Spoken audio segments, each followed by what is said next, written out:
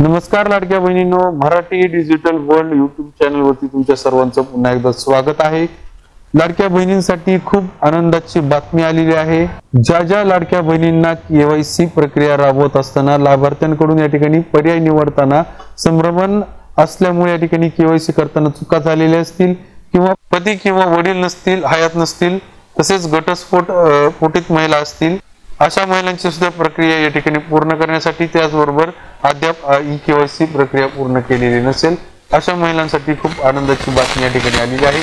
आणि ही काय बातमी आहे, काय नवीन ऑप्शन आलेला आहे, या व्हिडिओमध्ये आज आपण बघणार आहोत। व्हिडिओला न स्किप करता संपूर्ण बघा, जेणेकरून सर्व डिटेल तुम्हाला व्यवस्थित समजतील। आणि जर तुम्ही चॅनलवरती फर्स्ट टाइम व्हिजिट करत असाल तर नक्की चॅनलला सबस्क्राईब करून बेल आयकॉनला प्रेस करा, म्हणजे भविष्यात येणाऱ्या अशाच व्हिडिओचे नोटिफिकेशन तुमच्यापर्यंत पोहोचत राहतील जसंही मी व्हिडिओ अपलोड करेल। So without wasting our time, let's get started.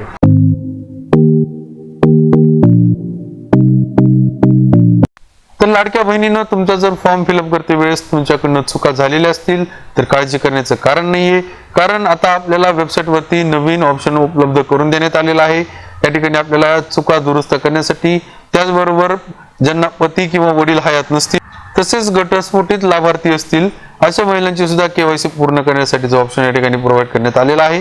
आणि आजच्या व्हिडिओमध्ये आपण चुका कशा पद्धतीने दुरुस्त करायच्या, त्याचबरोबर पती किंवा वडील हयात नसतील अशा महिलांची केवायसी कशा पद्धतीने करायची, त्याचबरोबर अद्याप केवायसी प्रक्रिया पूर्ण केलेल्या लाभार्थी यांनी त्यांची केवायसी कशी पूर्ण करायची, याविषयीची सगळी माहिती आपण आज व्हिडिओमध्ये कव्हर करणार आहोत। ठीक आहे, व्हिडिओला न स्किप करता संपूर्ण बघायचे। सर्वात अगोदर आपल्याला वेबसाईट वरती यायचे, ladkibhin.maharashtra.gov.in। नेहमीप्रमाणे तुम्हाला वेबसाईटची लिंक डिस्क्रिप्शन मध्ये प्रोव्हाइड केलेली आहे, त्या ठिकाणी क्लिक करून तुम्ही डायरेक्ट या पेज वरती येऊ शकता। या ठिकाणी आल्यानंतर तुम्ही या ठिकाणी बघू शकता ही केवायसी प्रक्रिया राबवत असताना लाभार्थ्याकडून पर्याय निवडत असताना संभ्रमण असल्यामुळे केवायसी करताना चुका झालेल्या आहेत, किंवा पती किंवा वडील हयात नसतील, तसेच घटस्फोटित लाभार्थी ही केवायसी प्रक्रिया पूर्ण करण्यासाठी, किंवा अद्याप केवायसी प्रक्रिया पूर्ण केलेली नसेल तर याच्यासाठी येथे क्लिक करा। हे नवीन ऑप्शन आपल्याला वेबसाईट वरती देण्यात आलेलं आहे। लक्षात घ्यायचं आपण हे प्रक्रिया कशी पूर्ण करायची, म्हणजे तुम्हाला जर फॉर्म दुरुस्त करायचा असेल तर तो फॉर्म दुरुस्त कशा पद्धतीने करायचा आहे, त्याचबरोबर या ठिकाणी पती किंवा वडील हयात नसतील तर त्यांचा फॉर्म कसा या ठिकाणी केवायसी पूर्ण करायची, त्याचबरोबर या ठिकाणी नवीन प्रक्रिया ची केवायसी कशा पद्धतीने करायची हे आपण या ठिकाणी बघणार आहोत। तत्पूर्वी या ठिकाणी आपल्याला एक नोट दिलेली आहे, ज्यांचे फॉर्म या ठिकाणी केवायसी प्रक्रिया पूर्ण करते वेळेस त्यांच्याकडनं चुका झाल्या असतील तर त्यांच्यासाठी महत्त्वाची सूचना आहे। या ठिकाणी नोट दिलेली आहे, ही जी दुरुस्ती करायची आहे ती फक्त वन टाइम एडिट ऑप्शन या ठिकाणी देण्यात येणार आहे। या ठिकाणी तुम्ही ही एक वेळच सुधारणा या ठिकाणी फॉर्म मध्ये करू शकणार आहात। त्याचबरोबर 31/12/2025 पर्यंतच या ठिकाणी तुम्हाला दुरुस्त करण्यासाठी उपलब्ध करून देण्यात आलेली तारीख शेवटची आहे। त्या ठिकाणी 31 डिसेंबर 2025 ही शेवटची तारीख, यापर्यंत तुम्ही नवीन फॉर्म सुद्धा भरू शकणार, केवायसी करू शकणार आहात। आणि या ठिकाणी ज्यांची दुरुस्ती करायची आहे त्यांची दुरुस्ती सुद्धा या ठिकाणी करू शकणार आहात। आता दुरुस्ती करण्यासाठी काय करायचं, सिंपली येथे क्लिक करा, यावरती क्लिक करायचे। या ठिकाणी तुम्हाला लाभार्थीचा आधार नंबर टाकायचा आहे, त्यानंतर या ठिकाणी दिलेला कॅप्चा कोड आपल्याला भरायचा आहे आणि सिंपल या ठिकाणी मी सहमत आहे वरती क्लिक करून ओटीपी पाठवावरती क्लिक करायचं आहे। तुमच्या आधार कार्डशी लिंक असणाऱ्या मोबाईल नंबरवरती ओटीपी जाईल, तो ओटीपी आपल्याला ह्या रकान्यामध्ये भरायचा आहे। तर अशा पद्धतीने तुम्ही ओटीपी टाका, त्यानंतर सबमिट ओटीपी वरती क्लिक करायचं आहे। सबमिट ओटीपी वरती क्लिक केल्यानंतर आपल्या समोर अशा पद्धतीचं ऑप्शन येईल। या ठिकाणी आता काय करायचं आपल्याला, तुम्ही जर नवीन केवायसी करणार असाल किंवा तुमचं दुरुस्ती करणार असाल तर तुम्हाला हे प्रोसेस जी आहे ती करावी लागणार आहे। या ठिकाणी अनुक्रमांक 1 यामध्ये आपल्याला विवाहित व अविवाहित हे दोन्हीपैकी एक चूज करायचंय। आता तुम्ही विवाहित असाल तर विवाहित वरती क्लिक करा, आणि जर तुम्ही अविवाहित असाल तर अविवाहित वरती क्लिक करायचे।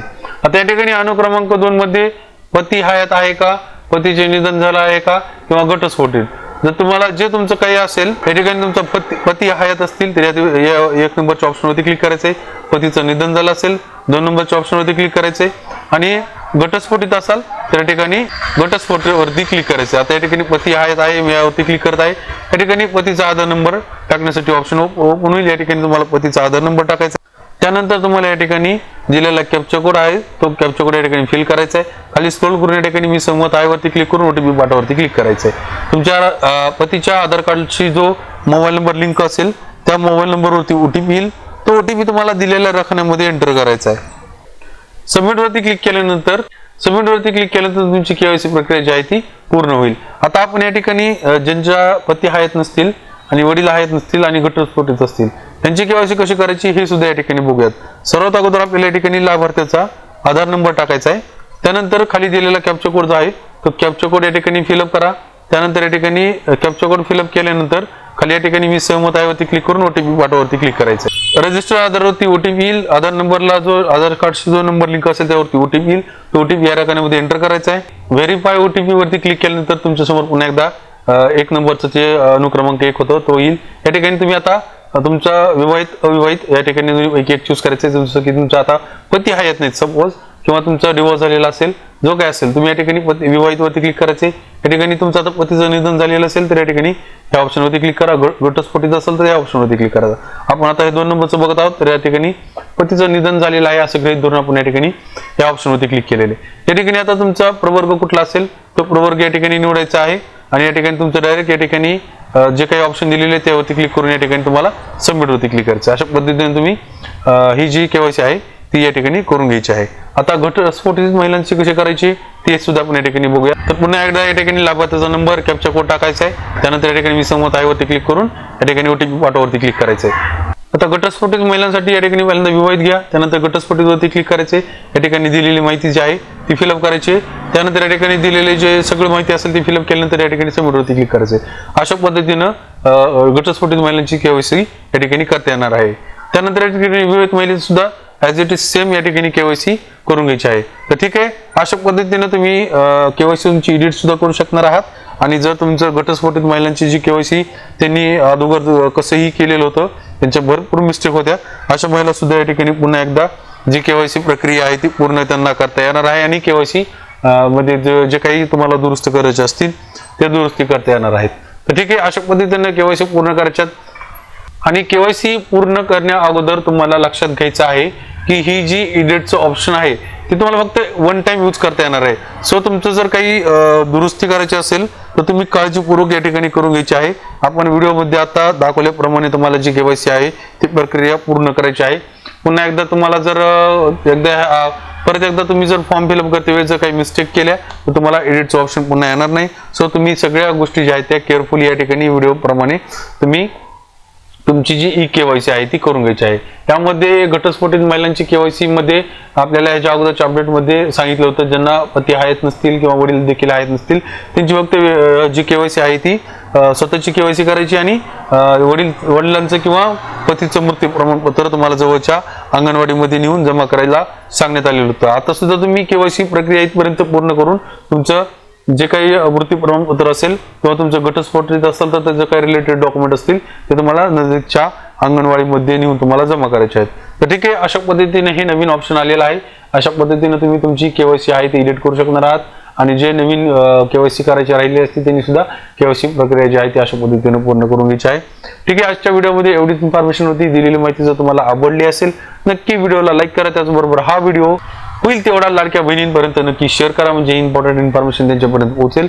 आणि जर काही डाऊट असतील तर नक्की कमेंट सेक्शन मध्ये विचारू शकता. तुमच्या कमेंटला नक्की रिप्लाय करण्याचा प्रयत्न केला जाईल. तर ठीक आहे, भेटूयात अशाच एका नवीन नॉलेजेबल व्हिडिओमध्ये. तोपर्यंत जय हिंद, जय महाराष्ट्र.